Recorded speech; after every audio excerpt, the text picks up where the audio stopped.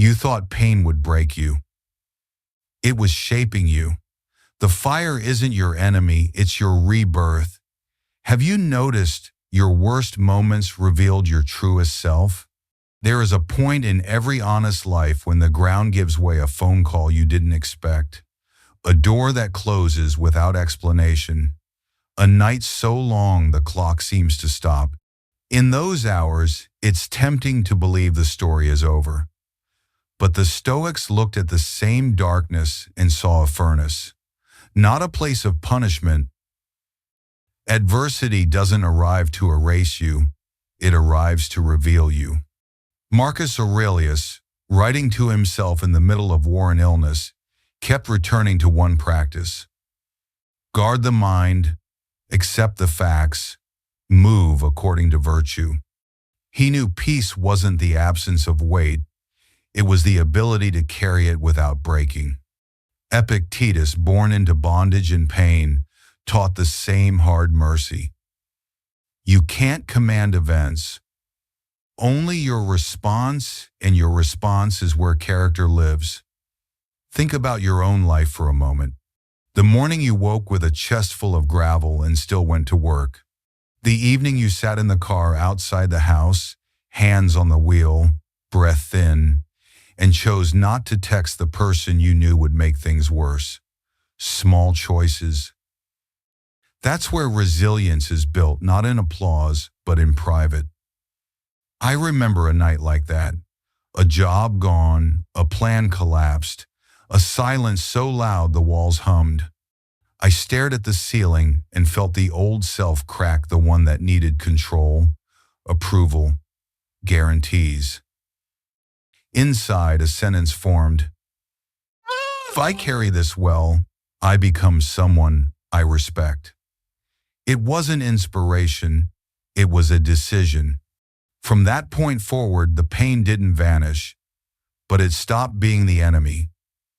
It became weight, and weight trains you if you lift it with form. Adversity trims the unnecessary. It cuts off the costumes, the titles that substitute for substance, the busyness that hides fear, the false certainty that keeps you from learning. What remains is raw, but raw is real, and real is workable. Seneca warned that the soft life weakens judgment. Comfort confuses priorities. Difficulty clarifies them. Under pressure, you see what you actually value. Honesty over image. Effort over outcome. Integrity over convenience. You also discover how much is within your control. Your attention, your breath, your next action. Not everything enough. Ask yourself, quietly, what if this isn't the end, but the shape of training I needed? What if the resistance I hate is the very thing that will make me steady? Notice what happens when you stop narrating your suffering as personal doom and start treating it as impersonal practice. The body steadies, the mind focuses. The day becomes a series of manageable actions. One call, one walk, one page, one apology. None of that is dramatic. All of it is decisive. You don't have to like the fire to learn from it. You only have to stand inside it without letting it turn you cruel or careless. That is Stoic courage, not hardening, but honing. So when the next hard day comes, don't bargain with reality, and don't beg for easier weather. Let adversity do its work, not to destroy you, but to forge you into someone you trust when the sky turns dark. No one volunteers for suffering. When pain arrives, it strips away illusions with a precision that comfort never can. The Stoics never told us to run from it or to numb it with distraction. They taught that pain is a stern but truthful instructor, the kind that doesn't flatter you, the kind that shows you what you're made of. Seneca once said that fire tests gold and adversity tests brave men. Pain is that fire. It is the examination we did not choose but cannot avoid. Think of the small cuts you've endured: the rejection letter, the friendship that faded, the long night of worry about a diagnosis. Each moment felt like a wound. But in hindsight, each was a page in a manual. Life was writing for you. Pain teaches clarity. It shows you what actually matters. Because when you're stripped raw, trivial things fall away. Suddenly the noise disappears, and what remains is essential. Breath, presence, the people who truly care. I recall sitting once with a close friend who had just lost someone dear. There were no speeches that could fix it. No philosophy could erase the absence. All I could do was sit in the heavy silence. That silence taught me more than 1,000 words. It taught me that real presence doesn't eliminate pain, but it shares the burden. That moment reshaped how I understand companionship. Pain was the teacher, not the enemy. Epictetus, who knew chains and cruelty firsthand, reminded his students, "It is not what happens to you, but how you react that matters." We often hear this quoted casually, but pause with it. Imagine the courage of a man beaten and scarred, telling others that their freedom lies in response. He had every reason to preach bitterness. Instead, he modeled discipline of the mind, a discipline learned only because pain forced him to see its necessity. What if we began to treat our own struggles the same way? The heartbreak that won't let you sleep, the career loss that stings, the betrayal that steals your trust, these can be seen as mere tragedies. But they can also be viewed as assignments. Pain is asking you, will you collapse into resentment, or will you mine this moment for wisdom? Pain shapes empathy. Those who have suffered deeply often become the gentlest healers, the most attentive listeners. It also shapes endurance. Each season of hardship extends your threshold. You thought you couldn't live through that breakup, that layoff, that diagnosis, and yet here you are. Stronger not because you avoided pain, but because you endured it and carried its lessons forward. Marcus Aurelius wrote privately, "If you are distressed by anything external, the pain is not due to the thing itself, but to your estimate of it." Pain reveals how much of suffering is interpretation. The event wounds, but the narrative we attach to it deepens or eases the cut. So the next time suffering visits, don't rush to shut the door. Sit with it, study it, let it show you what comfort never could. Pain is not a curse. Pain is the professor that life assigns to every one of us, severe, unrelenting, but honest. And if you're willing to learn, pain becomes the greatest teacher you will ever know. There are days that feel like collapse, the job suddenly gone, the relationship unraveling, the call that changes everything. In the moment, the world shrinks to despair, and you wonder if you'll ever rise again. Yet the Stoics remind us, what looks like an ending is often a beginning in disguise. The worst day isn't just a wound, it is the unveiling of your truest self. Marcus Aurelius endured loss after loss, including the death of his children. He did not call those days blessings, but he recognized that within grief lay a chance to strip away illusion. He wrote, "Loss is nothing else but change, and change is nature's delight." For him, devastation wasn't a sign life had betrayed him, but an invitation to see what remains when everything external is torn away. I remember someone telling me about the afternoon they left the office with a box of their belongings. For years, they had tied their worth to a title, an income, a reputation.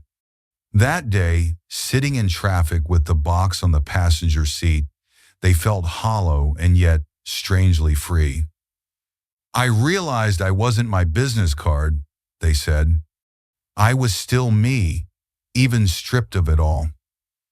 That moment didn't erase the sting of job loss, but it reframed it, not as annihilation, but as revelation. Have you ever noticed how the hardest days reveal what cannot be taken from you? When the noise falls away, you're left with essentials. Your character, your capacity to endure, your ability to choose your next step. Seneca argued that adversity doesn't punish, it exposes.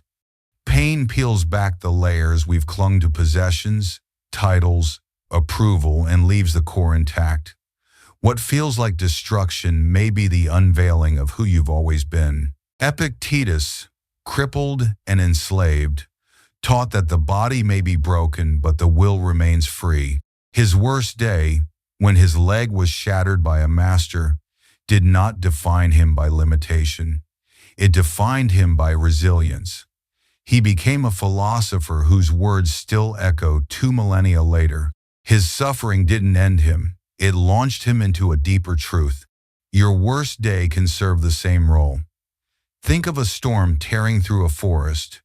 Trees fall, branches snap, but in the clearing that follows, new sunlight nourishes growth that was never possible before. Disaster makes room for renewal. The raw emptiness you fear may be the very space required for new strength, new clarity, new beginnings. This doesn't mean you need to celebrate suffering or deny grief. It means to recognize grief as fertile ground. What you plant there, bitterness or wisdom, becomes the harvest of your future. The day you thought would end, you may be remembered as the day that gave you a truer self, a deeper compassion, and a strength you had never touched before. So when life delivers that crushing blow, pause, breathe, look past the rubble. Ask, what is life stripping away, and what is it asking me to see? You may find that the worst day of your life is not the last chapter. It is the introduction to a richer story you could never have written without it. Most of us grew up hearing that feeling too much is weakness. Maybe someone told you to toughen up, to stop crying, to not take things so personally. Yet the Stoics remind us that emotions are not flaws to be erased, but signals to be understood. Sensitivity is not fragility, it is a compass pointing you toward compassion, creativity, and wisdom that a numb heart will never know. Seneca wrote letters that still move readers 2,000 years later. They weren't cold instructions. They were filled with grief, vulnerability, and tenderness. He could speak of loss and beginnings because he allowed himself to feel them deeply. His emotional honesty wasn't a contradiction of Stoicism, it was its embodiment. The Stoic discipline wasn't about shutting emotions off, but about holding them steady, letting them inform without consuming. Think of someone who walks into a crowded room and notices the one person sitting silently in the corner. Sensitivity draws their attention. They pause, they sit beside that person, they listen. That small act, born of awareness, may be remembered for years. Or imagine watching a sunset after a day of grief. For some, it's just the sky. For a sensitive soul, it's a reminder that beauty can coexist with pain. That is strength, the ability to see fully, feel fully, and still move forward. I recall a story of a nurse who said she often left her shift in tears after witnessing suffering she couldn't fix. For years, she thought her tears meant she wasn't strong enough for the work. But one evening, a patient's family thanked her. "You cared like it was your own father. We'll never forget that." Her sensitivity was not a liability. It was the very thing that allowed her to serve with humanity. Have you ever been told you feel too much? The truth is, your capacity to feel is also your capacity to connect, to create, to love. Stoicism doesn't ask you to cut those feelings away. It asks you to hold them with clarity, to recognize that sensitivity is fuel when paired with discipline, Like water and fire together, emotion and reason combine into power when balanced. Marcus Aurelius reminded himself daily that his duty was to serve humanity, not to retreat into indifference. His journals reveal compassion interwoven with discipline. He could face war and betrayal because he allowed his heart to remain awake. He knew that strength without tenderness becomes cruelty, and tenderness without strength dissolves into despair. True power is their union. So if you've been hiding your sensitivity, stop apologizing for it. Use it. Let it guide you to notice injustices that others overlook, to create art that stirs souls, to offer words that heal. Sensitivity is the soil from which empathy grows, and empathy is what makes strength human, not mechanical. The world doesn't need colder hearts, it needs awake ones. Your sensitivity is not your weakness. It is your hidden strength, the quiet power that turns ordinary presence into extraordinary impact. When you learn to carry it with discipline, you'll see it for what it is. The very thing that makes you unbreakable, where it matters most. There are moments when life strips everything away. A title, a relationship, a fortune, a role you thought defined you. At first it feels like theft, as though the universe has taken what you cannot live without. It is the clearing of space, the removal of masks, the return to what cannot be taken. Marcus Aurelius buried children, endured betrayals, and faced the decline of the empire he carried on his shoulders. Yet he wrote, "Loss is nothing else but change, and change is nature's delight." Those words weren't naive optimism. They were hard-won recognition. When everything external falls away, what remains is your essence, the part of you that doesn't depend on applause or possession. I once listened to a man describe losing both his marriage and his business within a single year. He said it felt like standing in an empty house after a fire, walls blackened, roof gone, silence pressing, but in that emptiness, something shifted. "I realized I was still breathing," he said, "still here, and maybe for the first time in decades, I wasn't living for anyone else's script." His loss was brutal, yes, but it was also the doorway back to himself. Have you ever felt this stripped of something you thought you needed, only to discover a deeper strength waiting underneath? Loss has that paradoxical gift. It hurts like nothing else, but it also forces you to meet yourself without the layers.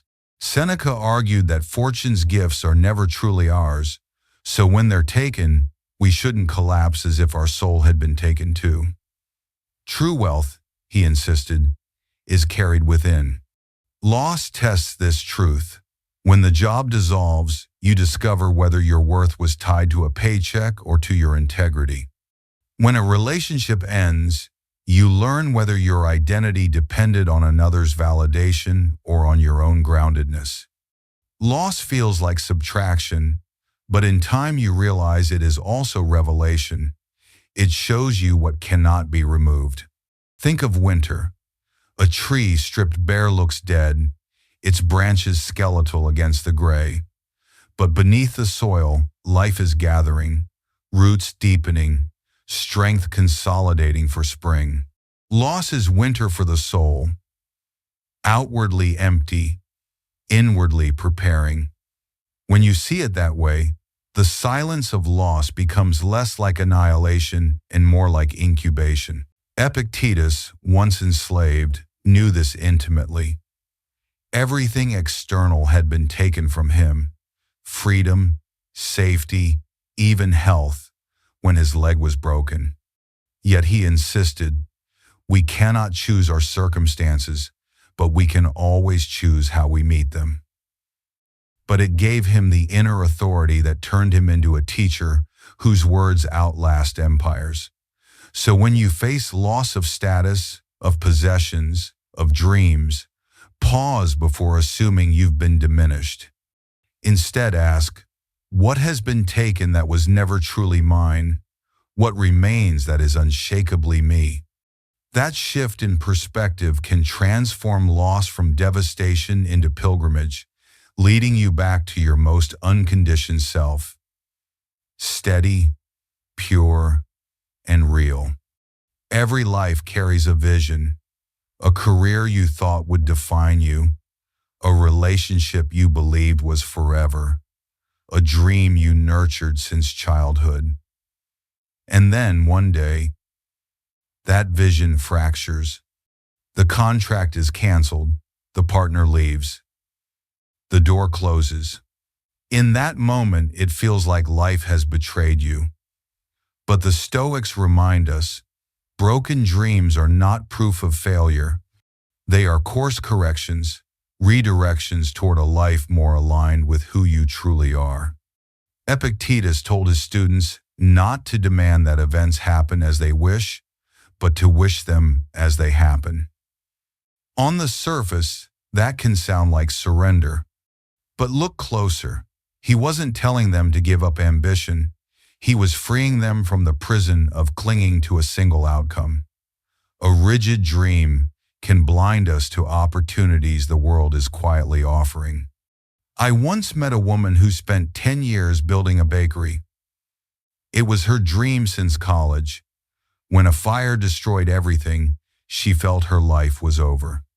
Yet in the quiet months that followed, she began teaching baking online. To her surprise, the classes spread worldwide. "I thought I lost my dream," she said, "but really it grew larger than I imagined." Have you ever felt that sting, the door slamming shut after years of effort? The temptation is to see wasted time. But look carefully. The skills you honed, the resilience you built, the relationships you formed, none of it disappears. They are tools you now carry into a new season. Marcus Aurelius wrote that the universe is change, and our life is what our thoughts make of it. The collapse of one vision is not the end of the story. It is simply the next turn in a path you couldn't predict. Think of a river meeting a boulder. It doesn't dry up in protest. It bends, carving a new course, often more beautiful than the one before. Broken dreams work the same way. The obstacle doesn't erase your journey. It enriches it.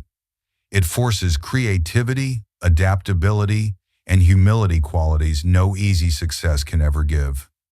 Seneca warned against tying our worth too tightly to fortune's gifts. Success that depends only on circumstances is fragile. When the plan breaks, so does the person. But success defined as growth, integrity, and resilience that survives collapse.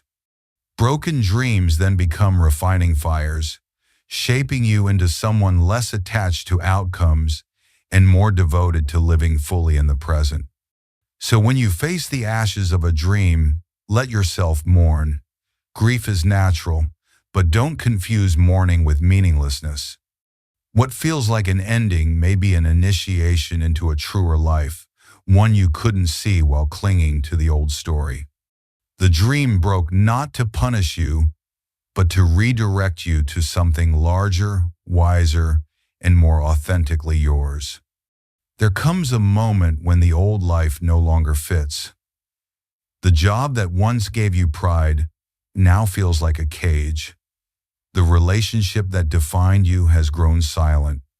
The habits that carried you for years no longer serve who you're becoming.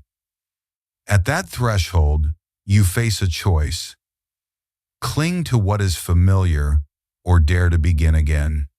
The Stoics teach us that starting over is not failure. It is the most profound expression of courage, the willingness to evolve when comfort tempts you to remain. Seneca, who lost wealth, influence, and ultimately his life, once wrote, "Life is long if you know how to use it." To use life well means not merely to stretch years, but to stretch depth, to have the courage to walk into uncertainty when the soul demands it. Marcus Aurelius echoed this spirit by reminding himself daily that life is change and that resistance only multiplies suffering. Beginning again is an act of alignment, a declaration that you refuse to be chained to yesterday's version of yourself. Consider the man who, at 50, walked away from a corporate office to teach history in a small town. Friends called him reckless, but in the classroom, he found energy that money had never given him. "I feel alive again," he said, "as if I've come home." Starting again didn't erase his past. It folded decades of experience into a new chapter, richer precisely because he carried old lessons forward. Have you ever felt that tug, that quiet inner voice, whispering that the life you built no longer feels like your own? To ignore it is to slowly harden. To answer it is to risk misunderstanding, discomfort, even failure. But the Stoics remind us the true danger is not in failing at something new. The true danger is reaching the end of life and realizing you never had the courage to live authentically. Epictetus told his students that we are actors in a play we did not write, but we are free to perform our role with excellence. Sometimes that role changes. Sometimes beginning again is the script life has handed you. The question is whether you will step into it with trembling but steady hands, or whether you will refuse and wither. Starting again is not erasing who you were. It is honoring who you were while making space for who you're becoming. It is carrying forward wisdom, endurance, compassion, and leaving behind fear, regret, and the need for constant approval. Yes, it is frightening. Yes, others may not understand. But there is something far scarier: to live safely and arrive at the end realizing you never truly lived. So if you stand at the edge of a new beginning, take the step. Not because it guarantees success, but because it guarantees growth. Rebirth begins not with certainty, but with courage. And courage, as the Stoics knew, is the foundation of a life fully lived. You have power over your mind, not outside events. These words from Marcus Aurelius are not just philosophy. They are a quiet reminder that your strength lies within. You've carried yourself through adversity, through pain, through loss and broken dreams. The fact that you're still here says everything. Even if nothing changes around you, you can. Thanks for watching. Thanks for watching. And I really said, today, any watching day in the works of the realm. If this message stirred something in you, subscribe to this channel, The Stoic Room, and like the video so we can continue building a space for resilience and calm. And if a thought or feeling rose while listening, write it below. It doesn't need to be long, just honest. Remember, calm, strength, and composure in all circumstances. Or as a whisper to carry with you, you'll be okay. You've survived worse. It's not about changing the world. It's about not being changed by it.